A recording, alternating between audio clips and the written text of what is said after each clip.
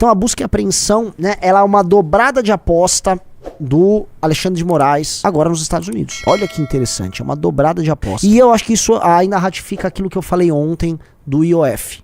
Ou seja, o regime brasileiro, que está num conflito contra uma força estrangeira muito poderosa, ele começa a se fechar e se proteger de modo a, vamos dizer, estar, se não seguro, estar pronto para o enfrentamento. Tá? O Brasil teria graves problemas nas suas contas públicas se não tivesse esse aumento criminoso de imposto. E eu chamo de aumento criminoso de imposto, veja, não é que eu quero sabotar o Brasil, mas quer dizer que a alternativa que o Haddad propõe só taxar as pessoas. Ah, vou taxar, eu não vou fazer nenhuma indicação de casa, não vou demitir ninguém.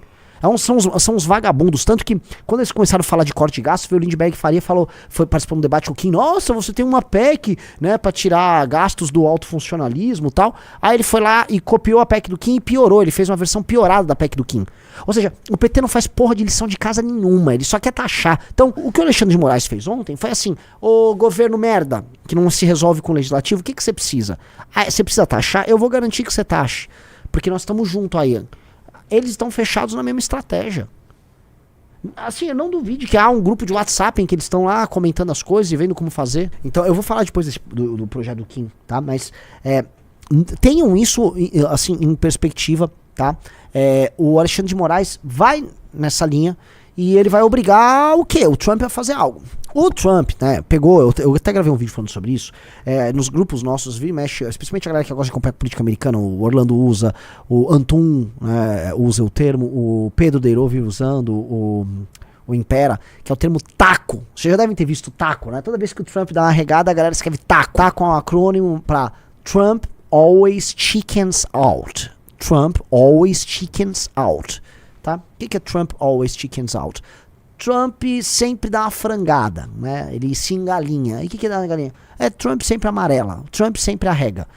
Que o Trump vai, fala e voa e tal, e não é, né? Veja, o Trump começou o mandato dele propondo, vamos dizer, tomada de territórios, anexar o Canadá, a Groenlândia, o Panamá. Ele foi lá pra Palestina, foi lá pra Israel e falou, não, os Estados Unidos vão assumir a Palestina, vamos fazer algo incrível aqui. Ele não vai fazer nada, né? O máximo que ele faz foi como ele fez na questão do Irã, né? Israel enfrenta o Irã, Israel peita o Irã, e ele falou, beleza, vou mandar meus mísseis, tá com os mísseis lá, flum, vá, pegou e foi embora. Mas no geral, pegou essa piada do Trump always chickens out nos Estados Unidos. Isso é uma piada interna lá, tá?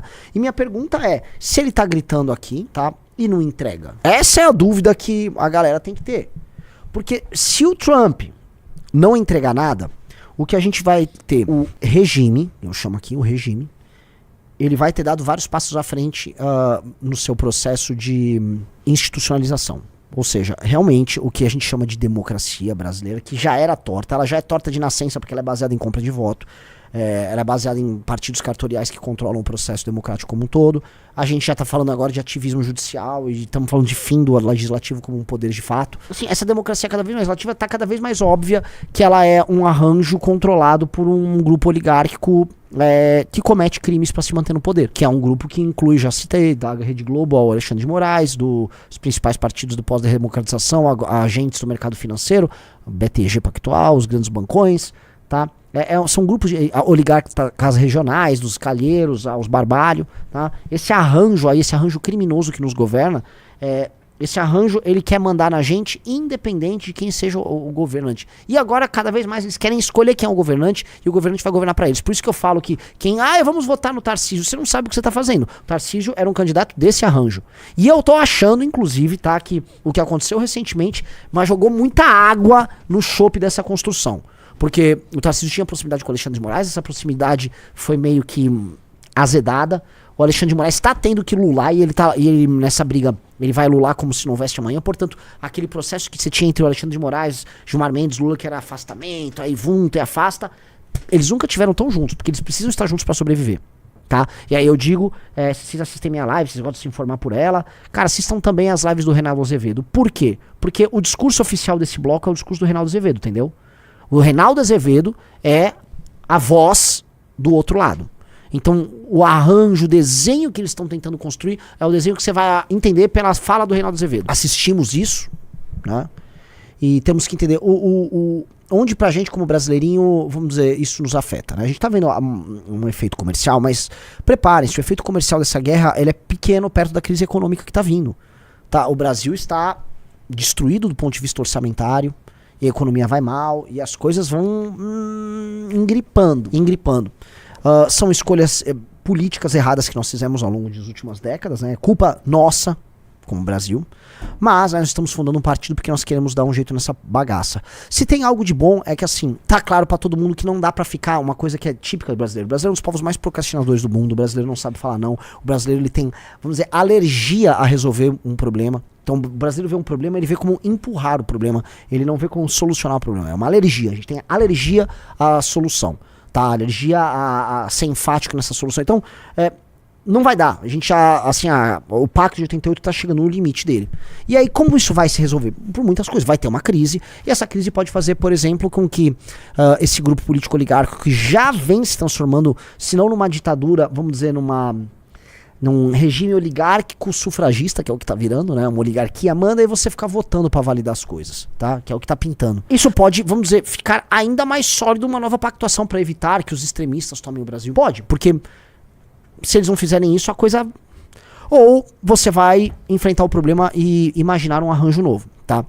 PT não tem resposta pra isso. Talvez o único que o PT queira seja uma centralização do regime para, junto com esses grupos, ter um quinhão na administração do Brasil, que é hoje o que o PT tá fazendo, tá? Que é o que o PT fez depois, inclusive, da Lava Jato. A gente pode ter o bolsonarismo não tem poder nenhum, o bolsonarismo é focado assim, precisamos enfrentar o Xandão para que o Bolsonaro fique solto. Tanto que o próprio Bolsonaro falou isso é a cara dele, tá? Se eles elegerem vários senadores e isso sirva pro Bolsonaro se sentir seguro de que ele não será punido, acabou a função da causa deles contra o Xandão, porque a causa deles é meramente reativa. O Xandão pra eles é um problema conquanto o Xandão os atrapalhe. Tanto que o próprio sonho do Bolsonaro sobre Alexandre de Moraes, tá? Está estampado naquele discurso ridículo que ele fez, no depoimento que ele fez pro próprio Xandão, em que ele chama o Xandão pra ser vice dele. Aquilo lá era o Bolsonaro, tipo, entregando, um cara forte como você seria fundamental. Aí vai lá no meu Twitter. Porque isso tá preso no imaginário dos bolsonistas, mas tá preso demais. E os bolsonistas nem percebem, tá? Que no fundo, eles dizem o seguinte: o Xandão faz aquilo que nós gostaríamos de fazer. Veja só que sensacional. Esse Daniel Macedo, ele postou, ó: enquanto o Bolsonaro vive bancando o coitado, ui ui, sou perseguido, ui ui, minha barriguinha, Alexandre de Moraes recebe edits exaltando o quão based ele é, feitos justamente por quem se diz seu inimigo. Eu defendo o hashtag STF Mindset. E você? E aí, assim, uma canetada vale mais 513 deputados. É como termina ali. E aí eles estão reclamando que o Alexandre de Moraes, com sua potência, ele se tornou uma espécie... Sério mesmo, o Alexandre de Moraes tá parecendo com essa caneta, tá parecendo aquelas estátuas em que o Zeus segura um trovão. E aí, assim, então o Alexandre de Moraes volta ali com uma caneta de ouro. Cara, é uma caneta de ouro, é uma fodendo caneta de ouro. Ou seja, ele é muito pica. É uma caneta fálica, né? Como se fosse o próprio pênis dele. Cara, destruindo o sistema político. Ele tá destruindo um lugar que os brasileiros têm asco, que é o Congresso Nacional. Então veja de novo o vídeo. Olha lá. Ó, o Alexandre de Moraes. Ei, classe política, olha o que eu estou fazendo com vocês, ó. Plá. Tô destruindo. Ah, seus mamadores. Ah, eu não respeito vocês, não. Vou quebrar tudo. Ah, sistema político maldito. Quem manda aqui sou. Essa Constituição merda de 88 aqui, ó. Ah, tira essa merda da minha frente. Desculpa. Esse vídeo é um vídeo de elogio ao Alexandre de Moraes. Eles estão nesse vídeo. Por isso que o bolsonarista é débil. Ele é um movimento assim, é um agrupamento de várias pessoas fracas. O bolsonarismo é isso, é um ajuntamento de fracos, os fracos unidos. E aí eles querem vencer através do efeito manada. Tanto que o bolsonarista adora comemorar quando ele é famoso. Não tinha um outro ali, aquele Vitor não sei o que tava falando, doutor, o Arthur quer brigar comigo porque ele não tem meu engajamento. Tudo pra esses caras é engajamento. Então, viva o engajamento. Eu lembro do Beto, a vida dele era engajamento, né? Então o Alexandre de Moraes aí, né? Ele tá tipo, eu quero. Porque na cabeça deles ele tem meios de ação. Eles estão vendendo um Xandão based. E enquanto o Bolsonaro fica fazendo o quê? Ai, tô dodói. Tô chorando. Eu sofro muito. Chorem por mim. Nem o Lula faz isso. Nem o Lula. O Lula foi preso. Sempre falei, o Lula puxou a cana dele. Arrumou uma mulher feia, uma mais jovem lá pra dar uma brocada. Segurou a onda dele, saiu da cadeia, ganhou pra presidente e tá prendendo o adversário político dele. Se olhar direitinho, a forma como as coisas estão são muito based pro Lula. O único cara que é loser, que é betinha, que é mogado, É o Bolsonaro. O Bolsonaro é o mogadão da galera. Os outros ali, todo mundo tá based. O Lula tá coxudo lá, né? Vou prender, vou fazer. Mesmo sendo um bosta, senil, entendeu? Então a direita, cara, ela é muito tosca aqui, porque ela gosta de fazer demonstrações de força baseada na ideia de que ela é a maioria. A direita adora ficar com, ai, nós somos o povo tá cansado de sofrer, ai, estou cansado de sofrer. E sabe o que virou o adversário da direita? Os grandes homens, os grandes líderes.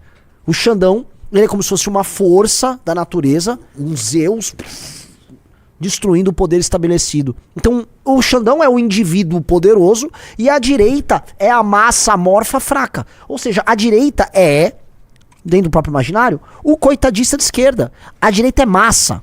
Por isso que esses movimentos de direita populistas, no fundo, eles são movimentos de massa toscos. Como quase todos os movimentos de massa da história, feitos de gente muito tosca. E o Xandão, no caso, é o excepcional. É o cara com QI alto, forte, corajoso. Parem pra pensar nisso. Vejam que dinâmica, né?